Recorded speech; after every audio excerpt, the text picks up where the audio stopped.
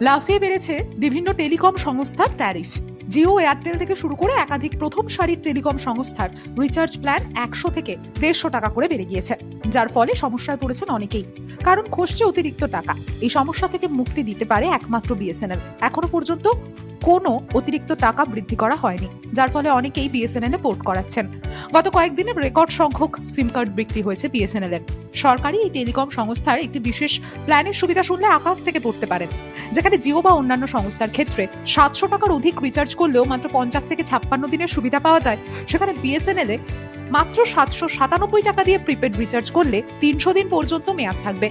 এই প্ল্যানের বৈধতা 365 দিন থেকে 65 দিন কমিয়েছে বিএসএনএল।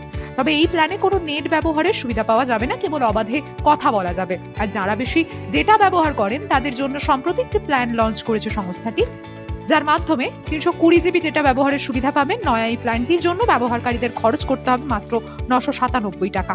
লং টার্ম ভ্যালিডিটির পাশাপাশি ডেটা, আনলিমিটেড কলিং, SMS এর সুবিধাও পাওয়া যাবে।